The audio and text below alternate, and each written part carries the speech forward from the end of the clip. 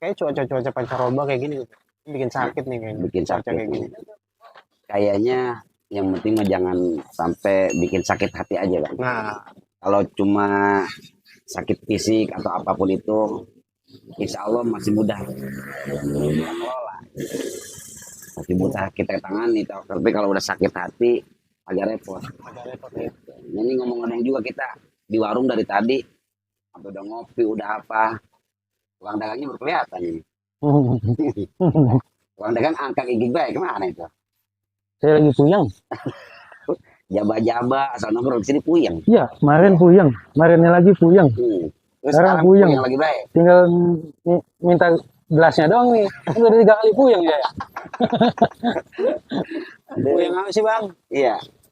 Dia pengen banget ini nih, kali ada apa gitu, amalan apa gitu, Ustaz. Iya. Bisa bikin nenangin hati akan utang-utang. Jadi lagi digulung utang itu, Ya, pinjol. sama usaha gitu ya, utang-utang. Tapi pengen sih, Pantesan pengen ini banget sih. dagangan kan dari kemarin belum nambah-nambah. Gitu kan. Malah berkurang terus Malah ya. berkurang terus. Ntar lama-lama saya nggak ada di sini. Saya hilang. Pertama dagangnya nggak ada. Yang kedua orangnya nggak ada ya. Jadi jaminan orangnya.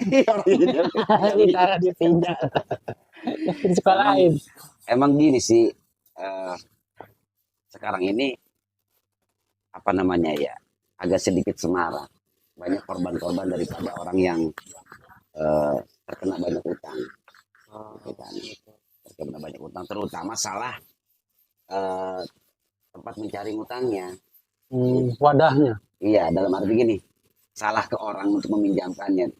Tapi setelah saya tanya, kenapa sih Bu? Gitu kan, sampai pinjam ke rentenir, gitu kan, sampai pinjam ke pinjol yang ilegal, gitu kan. Alasannya pinjam ke usaha gak dikasih. Lagi. Saya dibalikin lagi. Iya. Saya bener. Lagi butuh gitu ya. Nah, iya, pas kata saya, ya sebenarnya salah sih enggak pinjam ke saya, cuma kebetulan saya juga kan sama butuh kata saya itu saya. Cuman bedanya begini, kalau Ustaz kan butuh tapi bukannya Ustaz nggak punya utang, sama punya utang masa juga. Tapi setidaknya kita cari pinjam itu ke orang lain yang tidak menekan. Makanya Allah juga sebenarnya sudah menggambarkan di dalam Al-Quran, siapa orang yang meminjamkan kepadaku, maka akan aku ganti berlipat ganda. Maksud dari meminjamkan itu berarti tujuannya siapa orang yang butuh akan sesuatu, maka lakukanlah kita dengan cara memberi. Gitu. Dengan cara memberi. Ketika kita memberi, maka di pandangan Allah itu adalah sebagai bentuk apa? Sebagai bentuk pinjaman. Dan pasti akan Allah ganti. Jadi sodako itu ternyata kenapa sodako itu akan Allah balas berlipat ganda? Sebagai investasi. Karena bahasanya sudah Allah gambarkan itu adalah sebagai bentuk pinjaman kepada orang yang menyodokkan. Kalau bahasa pinjaman kan wajib digantinya. Ya. Berarti tandanya Allah betul-betul akan menggantinya gitu maksudnya. Jadi ketika kita banyak kekurangan ini dan itu, kesulitan bayar utang gitu kan, bukan gali lubang tutup lubang, tapi tetaplah berusaha kita menjadi seorang yang dermawan di tengah kesulitan. Apapun keadaan kita. Jangan mentang-mentang susah ada orang yang minta tolong, lu jadi kagak ngeliat si kontisan gitu kan. Iya. Udah gua lagi susah, lu datang sini nambah susah baik. Jangan susah. Jojok-jojokin beli belas. Nah, iya. Jadi kalaupun kita susah gitu kan, kita punya duit 10.000, sebenarnya kita kurang gitu kan. Datang orang butuh, ya setidaknya yang 10.000 itu kita bagi 2 gitu kan. Setidaknya. Jadi kita di tengah kesusahan kita masih bisa meminjamkan kepada orang. Dan pahala terbesar gitu kan. Kenapa? Sodako dan minjem itu lebih gede pahalanya. Kita sodako. Ya. Kita ngasih ke orang. Ya. Sama meminjamkan. Nah, itu pahalanya lebih gede. Itu ketika Nabi Mi'raj itu ada. Di surga kelihatan. Sodako pahalanya 10 kali lipat. Kalau meminjamkan pahalanya 18 kali lipat. Alasannya apa? Kalau sodako, kalau orang minta ke kita kasih. Ya oke, dapat pahala. Tetap 10 kali lipat tadi. Gitu kan. Dan Allah akan ganti. Tetapi kalau kita ingin gede lagi pahalanya, dan ingin besar lagi balasannya dari Allah, pinjamin aja. Kenapa pinjamin pahalanya lebih gede? Ketika orang ada yang, karena apa? Orang minjam itu otomatis dia sedang menutupi dirinya daripada sifat meminta-minta. Gitu. Mungkin lebih gede lagi kalau meminjamkan tapi nggak diganti. Untungnya. Iya. Apalagi kalau pas nagih dimarah-marahin. Dimarah-marahin, lebih gede lagi tuh. Itu lebih gede lagi kali ya. Itu yang pertama itu aja kalau menurut solusi kita yang ringan lah. Iya. Dan itu juga sanadnya ada. Jadi Bang Agung ini lagi kesusahan karena banyak utang. Solusi yang ditawarkan sama Ustadz tetap harus berusaha untuk memberi. Iya. Ya, dari apa yang Bang Agung punya. Nah, Betul. sekarang adanya kopi, ya beri kita kopi lah, kira-kira Gitu begitu. maksudnya. Nah, Jadi jangan berpikir begini. Ada orang katanya yang nongkrong di warung kagak punya pikiran pisan. Udah tahu gua lagi susah. Iya. Mau pinjam ngutang. Iya. Gak usah berpikir begitu. Kita buang jauh-jauh itu, Ya, Ustaz. pikiran begitu buang jauh-jauh. Siapa tahu itu menjadi wasilah, betul. menjadi asbab untuk terbukanya pintu. Rezeki yang lebih besar. Nah, itu. Terus yang kedua, kita nggak usah cari banyak amalan ini itulah. Nggak usah cari banyak amalan, apalagi banyak orang yang berasa kurusuk cari kemana kemari tempat apa namanya Ya, ya. keramatan Iya, dan iya. lain sebagainya. Iya, iya, iya. Gitu. Sebenarnya di lingkungan kita juga ada amalan yang sangat luar biasa di mana pernah dicontohkan oleh sahabat Nabi, Apa tuh, Ustaz? gitu kan? Amalan yang sangat-sangat sehingga dia dikasih satu predikat bahwa orang tersebut adalah makbul doanya dan makbul ketika kalau mau nyumpain orang, Waduh. gitu. Kalau nyumpain orang makbul, gitu kan? Terus kalau ngodain orang juga makbul. Terus karomah dia bisa begitu apa? Ada amalan apa? Kita juga selalu bisa ngikutinnya. Saya tanya sekarang, Bang Agung masih punya ibu? Alhamdulillah masih. Apalagi itu. Ketika kita masih punya ibu, itulah medianya. Gitu kan. Media di mana sebagai ibu itu adalah sebagai jembatan untuk menuju kesuksesan seorang anak. Iya. Suksesnya seorang anak itu tergantung bagaimana memperlakukan ibunya. Itu kesuksesan seorang anak. Makanya hari ini kita tinggal berkaca aja. Sejauh mana kita sudah berbakti sama ibu kita. Iya, iya. Kita aja. Kalau hari ini masalah kita sebegitu banyaknya gitu kan. Sebenarnya di mata Allah itu nggak seberapa. Asal ada amalan itu yang betul-betul kita amalkan. Dicontohkan seorang sahabat yang bernama Uwais Al-Qarni. Uwais Al-Qarni. Dia itu sahabat Nabi, tetapi belum pernah bertemu dengan Nabi. Itu masih saudara nama Iko Wes. Kalau Kong Uwaisnya itu sahabatnya Hakim. Katanya sepupuan sama Haji Naim. Lah iya, itu tetangganya Mang Ogin.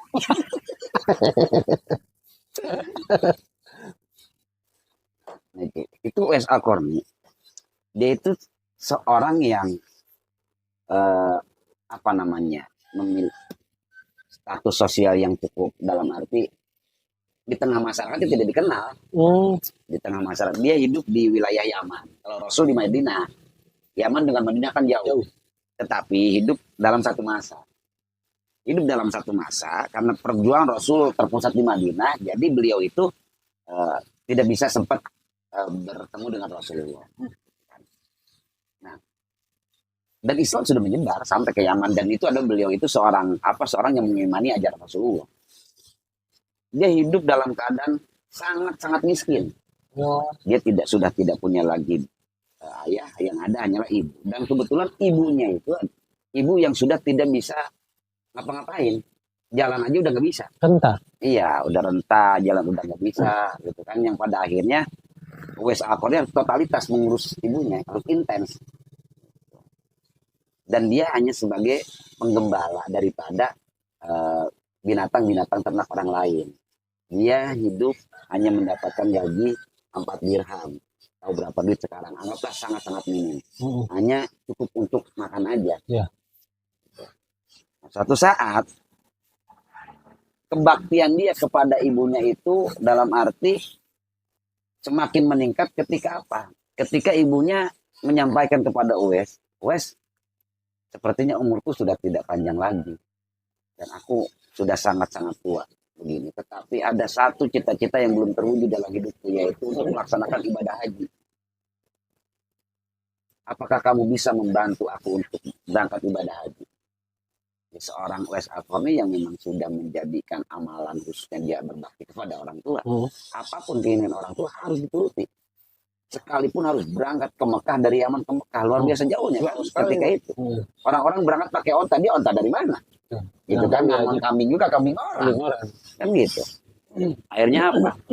Duit hasil dia menggembala, dia belikan apa? Dia belikan lembu. Lembu apa sih? Sapi. Kerbau. Nah, dia beliin anak sapi. Dia beli anak sapi. Bebunyit, mana nih? Eneng kalau gitu. Eneng berarti ya.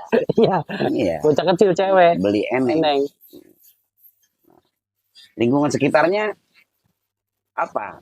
Heran ngelihat kelakuan Uwais Al-Qarni. Dia itu kebetulan apa? Punya penyakit lepra. Apa tuh, Ustaz? Lepra. Kudus. Pokoknya seluruh badannya Semacam itu. Kulit. Penyakit kulit ya. Penyakit kulit. Nah, akhirnya apa? Karena dia itu ingin orang tuanya itu ingin berangkat ke Mekah, otomatis kan harus digendong. Karena dia nggak punya kendaraan. Terus takut nanti orang tuanya itu tertular dari penyakitnya. Dan dia berdoa sama Allah, ya Allah tolong hilangkan penyakit yang ada di tubuh saya, karena saya akan menggendong orang tua saya untuk berangkat ibadah haji. Langsung dikabul ketika itu, hilang semua. Yang tersisa hanya tanda putih di kedua telapak tangannya saja. Yang tersisa itu hilang semuanya. Itu berarti makbul doanya kan? Sekali ngedoa kabul. Langsung dia beli eneng. Setiap hari enengnya itu ditaruh kandangnya itu lembu itu kandangnya di atas bukit.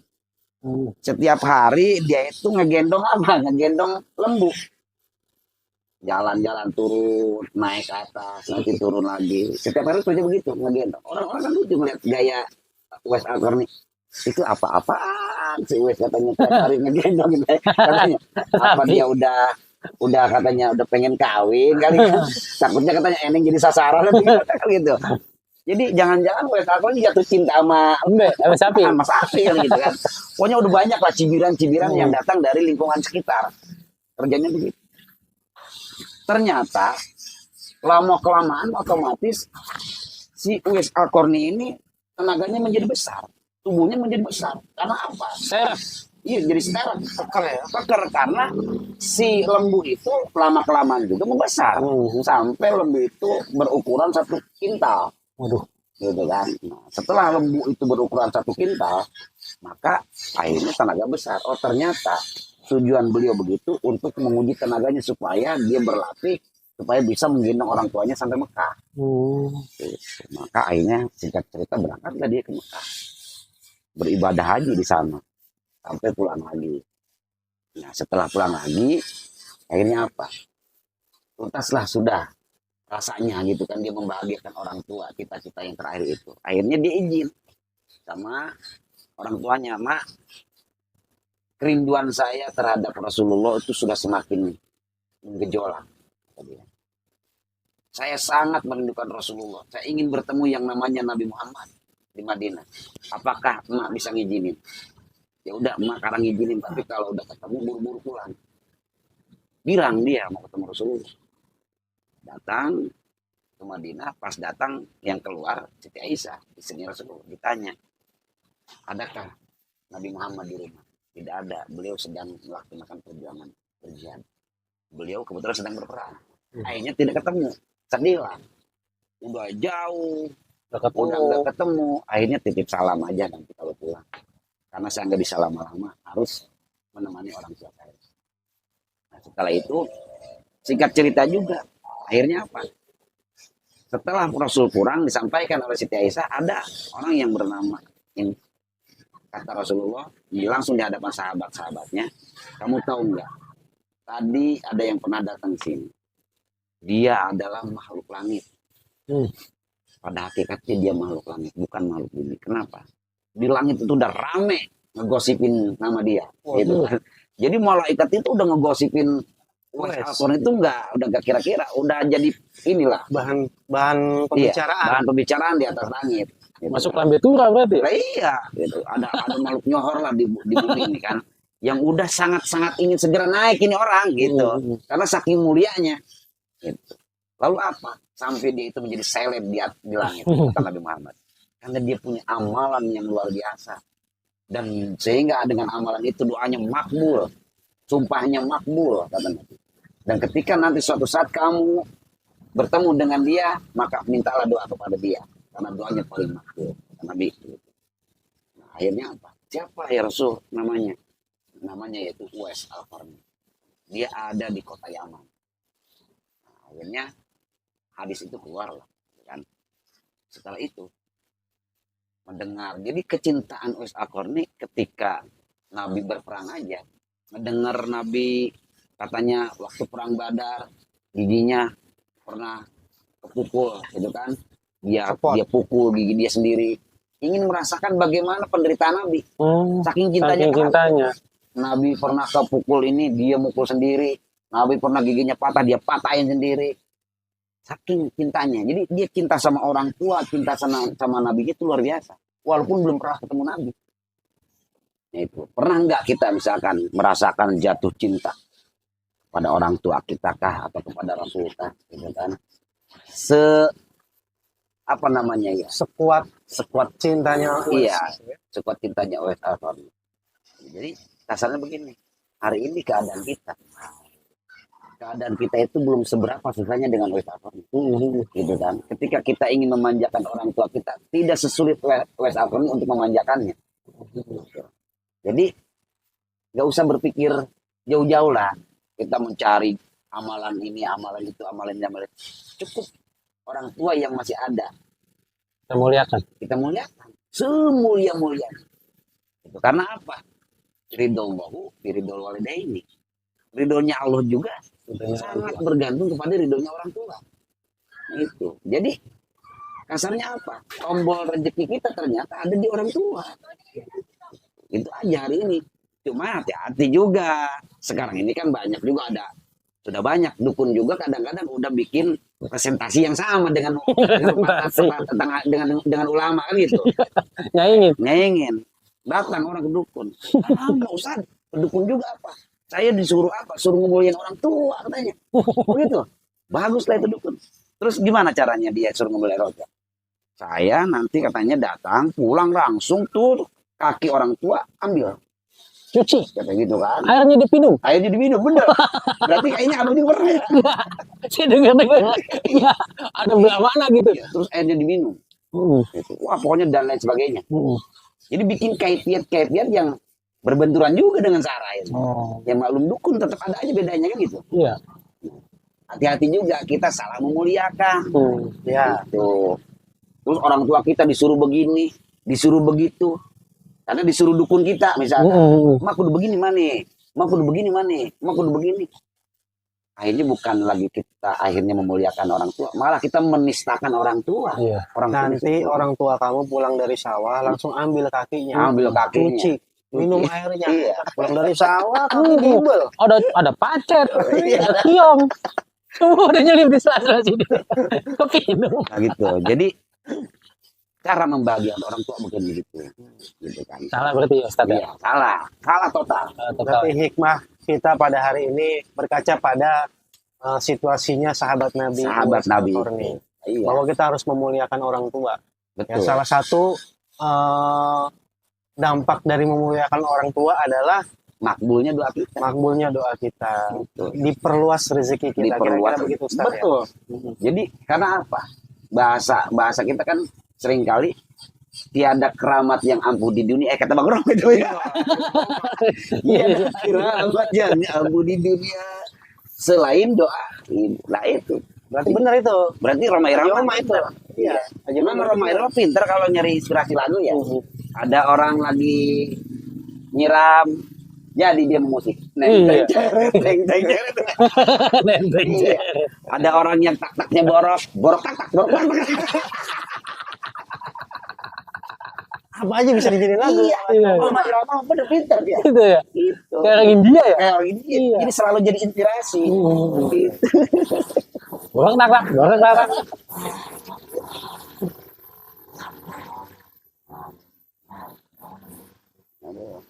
Oke deh Ustaz. Saya mau pulang dulu ini. Oh gitu? Iya, mau nyuci kakinya emak. Tapi jangan dipinum. Iya. Nggak boleh, salah. Kita masukin botol aja. Dijual. Enggak. Kacau. Ya udah itu aja ya. Berarti intinya bagaimana caranya kita mencoba meniru para sahabat-sahabat Rasulullah kan Iya, gitu. iya. Walaupun tidak sebanyak yang kita tiru, Mhm. minimal kita sudah apa? Kita sudah terinspirasi. Iya. Gitu kan. Jangan sampai terinspirasi dengan idola-idola lain. Iya. Kan gitu. Karena apa? Anta ma'aman ahbabta kata Rasul. Engkau itu akan dikumpulkan nanti di surga beserta orang-orang yang kamu cintai. Minimal dengan kita selalu merujuk kepada para nabi, para sahabat, para tabiin, para ulama dan lain sebagainya dalam hal untuk mencontoh kehidupan kita, setidaknya itu adalah menjadi bagian kita nanti akan diseret dan dikumpulkan bersama beliau gitu. Tujuannya begitu kalau kita masih banyak memang inspirasi dari tokoh-tokoh terkenal, tapi kan kita belum tahu kesalehan-kesalehannya. Iya, iya. Gitu maksudnya. Gitu aja ya. Bentar kali. Ya udah, saya juga mau pulang dah. Lah. Saya tutup dah. Enggak udah, mau nyuci kaki mak. Resep ini. Kali besok jadi juragan. Iya dah. Juragan Empang.